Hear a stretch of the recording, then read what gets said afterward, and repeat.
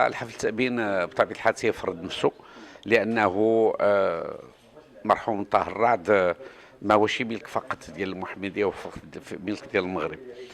إلا وسنا على أنه طاهر الرعد هو من التاريخ ديال الانشاء ديال جمعيه سريه ضوء الصدقه ديال 16 سنه، هو يعني معنا، يعني تيحضر معنا في عدد ديال الانشطه اللي تنظموها، كما انه الجمعيه في الشخص ديالي او يعني اعضاء اخرين تنقلوا للمحمديه او بني خلف باش نحضروا في هذيك الانشطه اللي كان يقوم بها. فاذا كان من الواجب علينا انه ندخلوا حنا في هذا هذه الحركه، هذه العمليه اللي هي عمليه ديال ابناء المحمديه، الاصدقاء ديالو، الاهل ديالو اللي قرروا باش يقيموا له هذا الحفل ديال التأبين.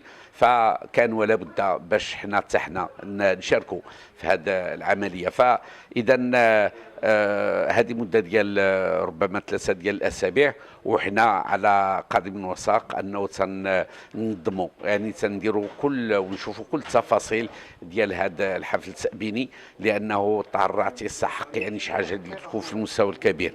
ومن حسن حظنا انه لقينا من طرف الابناء ديال المحمديه لا من قدماء اللاعبين، لا من قدماء مسيرين، صحفيين بطبيعه الحال، انه لقينا واحد الاستعداد كبير باش يكونوا يعني حتى هما غاديين في هذا العمليه ديال التنظيم.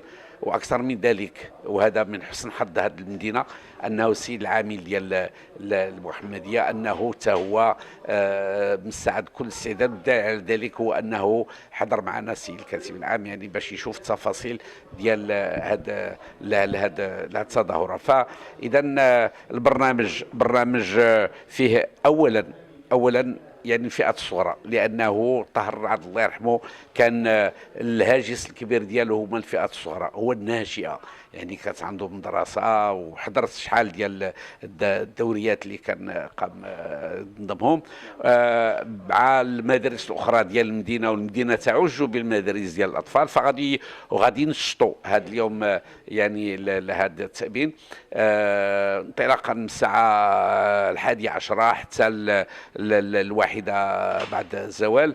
من بعد انطلاقا من الساعه الثانيه بعد الزوال كاين مقابله ما بين الصحفيين والفنانين، لانهم بنفسهم عبروا، يعني لما سمعوا الخبر انه بغوا يكونوا حاضرين باش يساهموا، ماشي غير معنويا، باش يساهموا حتى ماديا، والله يجازيهم بخير مسبقا على هذا الحسن ديال الاستجابه.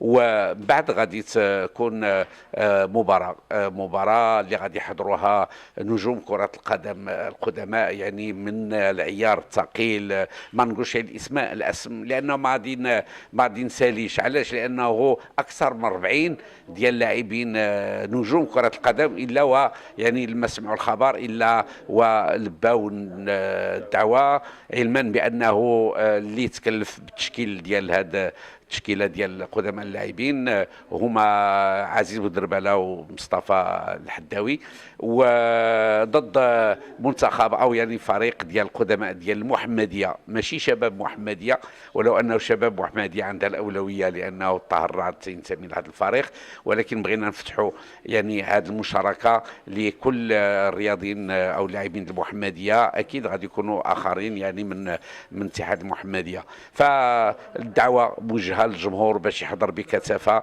بانه الجنبات ديال الملعب تكون مملوءه، ولو انه غير حضور معنوي، نعرفوا بانه راه نتاكدوا، ماشي نعرفوا لانه احنا عارفين، ولكن نتاكدوا بانه الجماهير ديال المحمديه لا من كبار ولا من صغار الا يعني كانوا يكنون واحد الحب كبير للطاهر الرعد الله يرحمه.